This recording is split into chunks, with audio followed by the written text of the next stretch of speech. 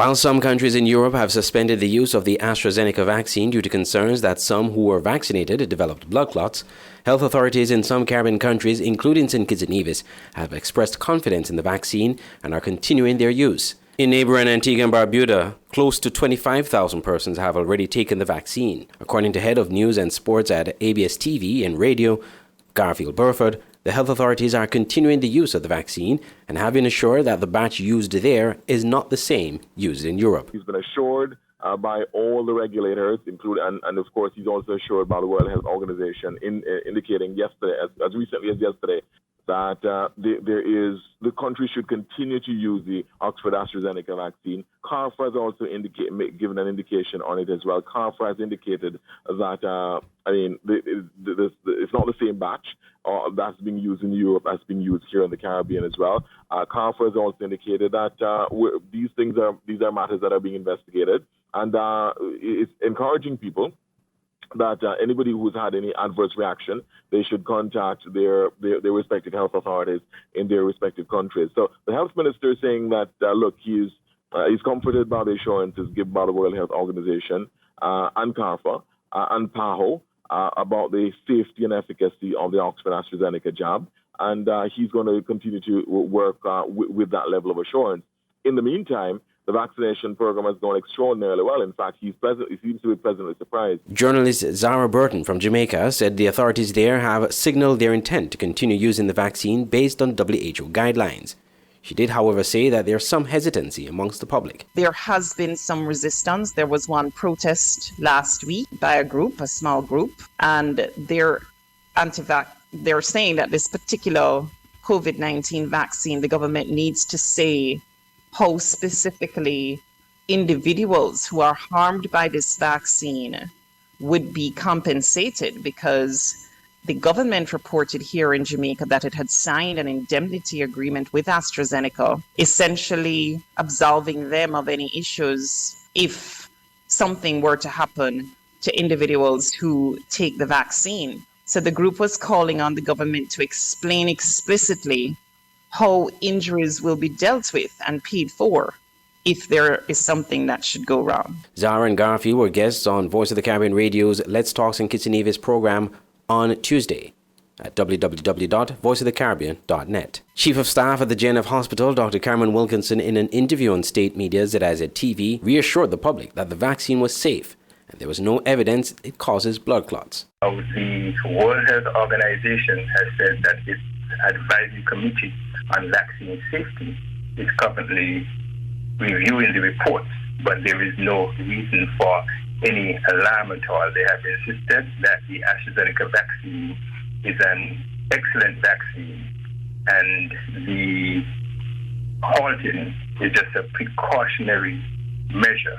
We know that the AstraZeneca vaccine is the main vaccine that is being used by the World Health Organization through the COVAX facility, and they plan to distribute about 2 billion doses worldwide to immunize at least 20% of the world's populations. Have been developing across for a number of reasons before.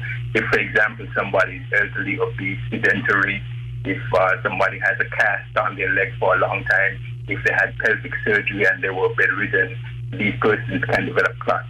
And we don't have any information as yet as to the condition of the 22 persons who would have developed the clots. And that's why they're saying that there is no direct causal relationship.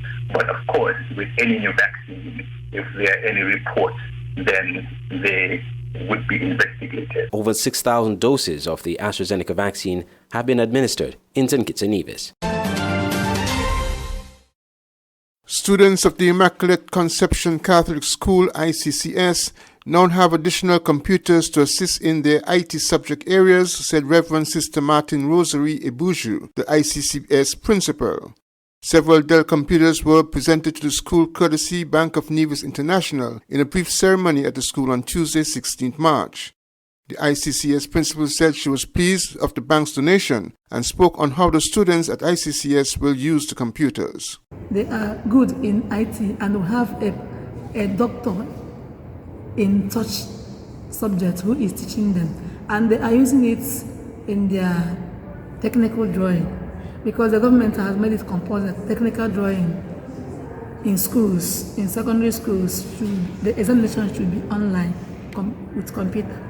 We're no longer taking them manual. So these computers today will help us to engage fully according to the directives of the Minister of Education on technical drawing subject and the main IT itself.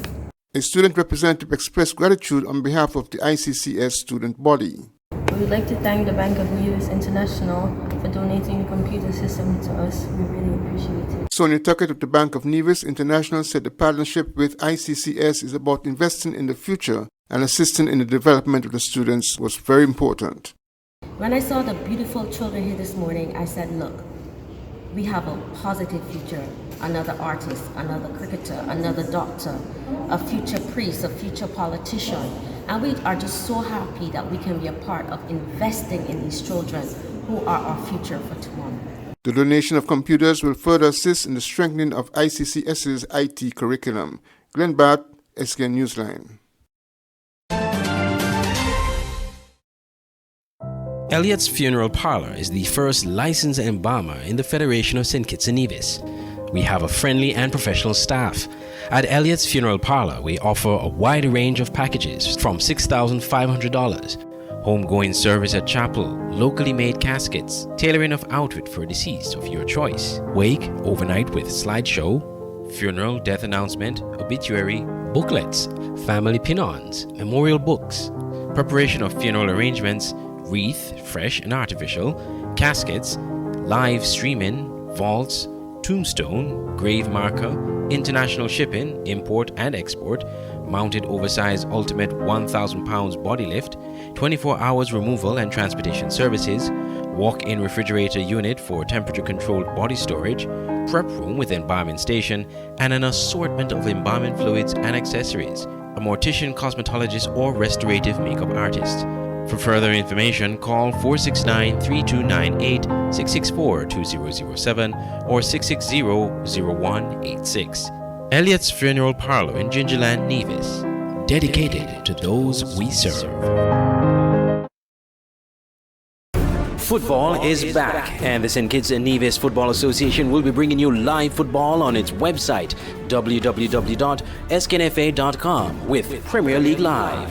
Without fans in the stadium due to COVID-19 protocols, you can now watch every single Premier League match this season on www.sknfa.com and click on Live TV. Games are shown live on every match day with halftime and post-game shows. It's Premier League Live. Commentary, analysis, action.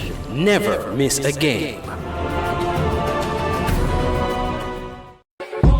Auto Plus Car Wash, located on the College Street Gut, Bastyr, St. Kitts. Bring your car to Auto Plus Car Wash to remove water stains, wiper marks. Get your doors, roof panel cleaned, seat floor mats, buffing, headlights, and engine wash. You get quality service at the best price at Auto Plus Car Wash. They really care for your car. Call 765-5140 or visit them on the College Street Gut, Bastyr, St. Kitts. Auto Plus Car Wash, where the service is number one.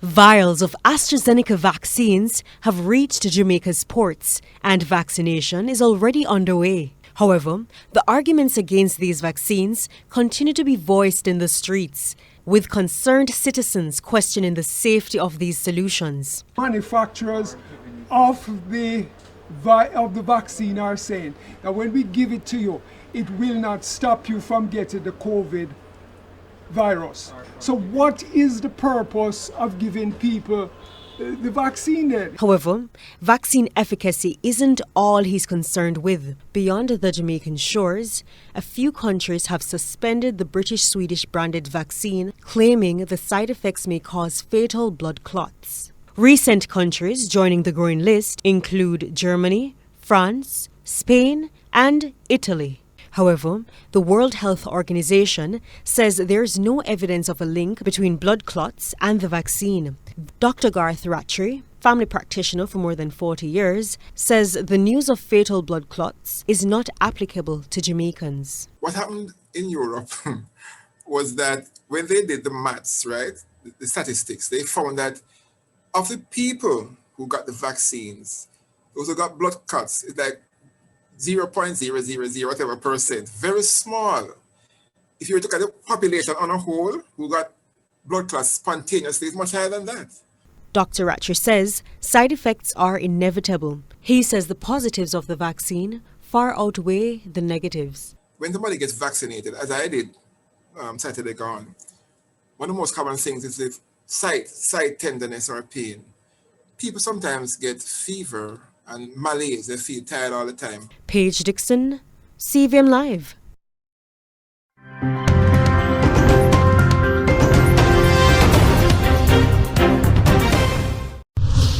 The Health Ministry has noted the overwhelming response to the vaccination exercise for persons 60 years and older, which moved into the second part of Phase 1 last Wednesday. According to the ministry, over 2,000 senior citizens have received their first dose of the Oxford, AstraZeneca, and Sinopharm vaccines. And while Health Minister Dr. Frank Anthony is confident that the country is on target so far to having a significant percentage of its elderly population protected against severe illness caused by the virus, he indicated that following that, persons from other age groups will have their chance to be immunized. He was at the time speaking during the daily COVID-19 update on Monday. Once we have completed this age group, then we'll go to other age groups. So we'll then lower it maybe to 50 and above, and then we'll drop it to 40 and above, and so forth. The challenge, however, is making sure that we have adequate supplies of vaccines, and we have been working to ensure that we get a constant flow of vaccines. In addition to the 103,000 vaccines that were donated to Guyana by the governments of Barbados, China, and India over the last few weeks, the country is expected to receive 108,000 doses of the AstraZeneca vaccine from the COVAX facility. These doses, once received, are likely to be used to immunize persons with underlying conditions and teachers according to the current vaccination plan. However, President Irfan Ali, during an address to the nation on Saturday, informed that 1 month has elapsed since the government's last interaction with the COVAX facility in relation to its pledge of 108,000 doses of the AstraZeneca vaccine. As such, he was unable to provide an update on when the vaccines will arrive in Ghana. COVAX, an initiative co-led by the World Health Organization, which provides equitable access to vaccines by third world countries, had initially committed to delivering the vaccines during the first quarter of this year. Additionally, President Ali disclosed that the government has submitted all the necessary documents to the African Union vaccine mechanism and is awaiting a response in relation to the supply of COVID-19 vaccines. The government has also finalized the procurement of 200 doses of the Russian Sputnik V vaccines, which are anticipated to arrive within 14 days. Within 2 weeks, we'll get a first shipment of 50,000, and every 2 weeks following that, we'll get shipments of 50,000 until we get to the 200 doses that we'll have ordered from Sputnik. Russia's Sputnik V coronavirus vaccine provides approximately 92% protection against COVID-19. Several other vaccine sources are also being explored to ensure that there is adequate supply to immunize at least 80% of the country's population. Tamika Rodney reporting for the HGP Nightly News.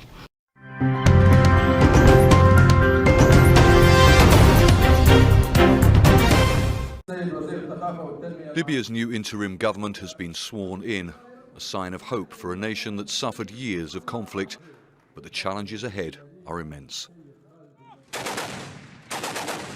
Libya descended into chaos a decade ago when a NATO-backed uprising overthrew and killed its leader, Muammar Gaddafi. The revolution worsened deep tribal rivalries, paved the way for the rise of Al-Qaeda and ISIL, and resulted in geopolitical battles between countries including Turkey, Russia, the United Arab Emirates and Egypt, all competing for influence and power in this strategically important and oil-rich country on the Mediterranean Sea. The new unity administration, led by interim Prime Minister Abdul Hamid Dbeibah, is expected to replace the UN-recognised Government of National Accord, based in Tripoli, and a parallel administration in the east, controlled by the warlord Khalifa Haftar.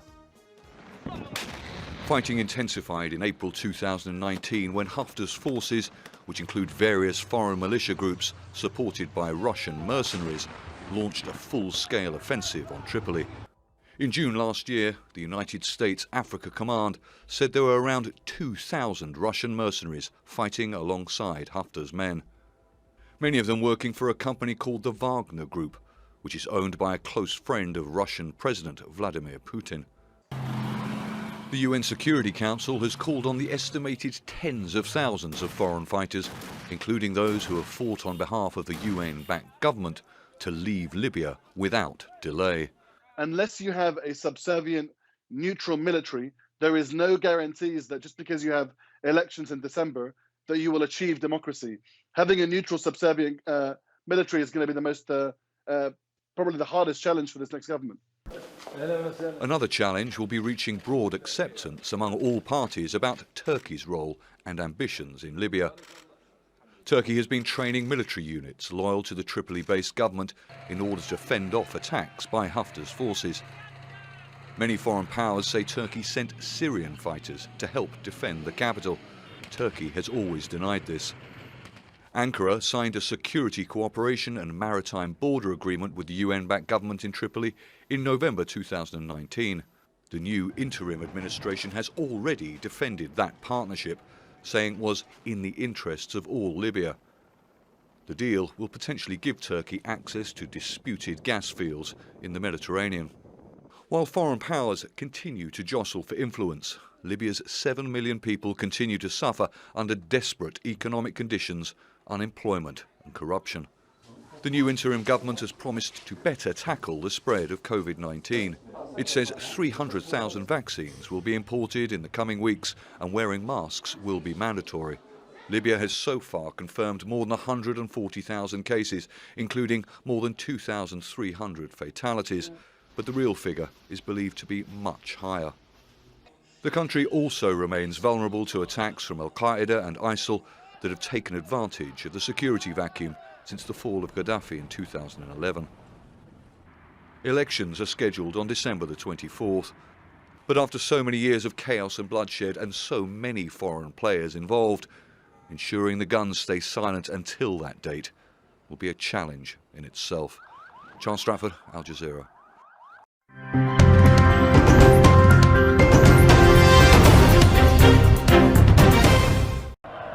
Protesters demanding the downfall of President Bashar al-Assad's regime were shot at, arrested, and tortured.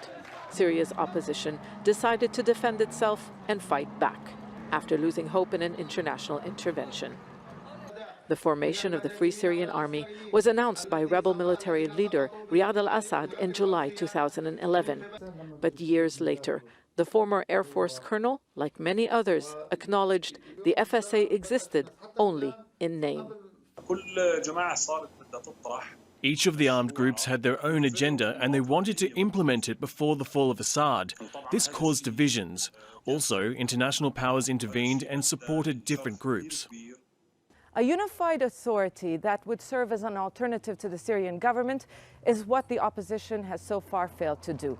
They control territory. They have a base to govern from, but it is territory where wars within a war are being fought. By 2013, much of northern Syria belonged to many opposition groups that were only united against the common enemy. And they shared territory with Al-Qaeda-linked groups which wanted to establish an Islamic State. At the start, foreign fighters were welcomed by the opposition, which felt abandoned by world powers. That changed when they started to take territory from those they called corrupt rebels. Armed opposition groups linked to the Free Syrian Army are no longer here.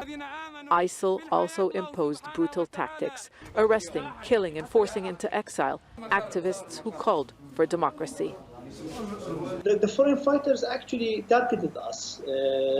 They became enemies like Assad regime. They don't want our voices to be heard in Syria and also outside Syria. Global attention focused on defeating ISIL in what was described as a counter-terrorism mission rather than an effort to tip the scales in the war. The international community overpromised and underdelivered. When you had President Obama, when you had British, French, and German leaders saying that President Assad had to stand aside, it triggered an expectation that they were going to back this up somehow. Instead, it was the regime which received outside support. Russia and Iran's entry on the battlefield turned the equation on the ground in Assad's favor. The opposition has been pushed to the northern corner of Syria, where millions of people remain vulnerable to attacks. Demands for a safe or a no-fly zone to protect them are still ignored 10 years on. Zana Khudr, Al Jazeera, Beirut. The SKN Newsline website now offers you more news. Log on to www.sknnewsline.com for local, regional, and international news. You can also watch the latest newscast and keep abreast with news in sports, all from sknnewsline.com. That's www.sknnewsline.com. News at your fingertips. Stay abreast with news on St. Martin with SMN News. Visit www.smn-news.com for up-to-date news, scoops, opinions, and hard-hitting facts. SMN News, we tell it like it is. Visit our website www.smn-news.com. It's the new and improved SKN Newsline Android mobile app. With the SKN Newsline app, you can watch your news reports, the SKN Newsline newscast, sports, special features, and so much more. You can also send us a WhatsApp or call us directly. Go in the Google Play Store, search SKN Newsline, and download the app today. The SKN Newsline mobile app. News on the go.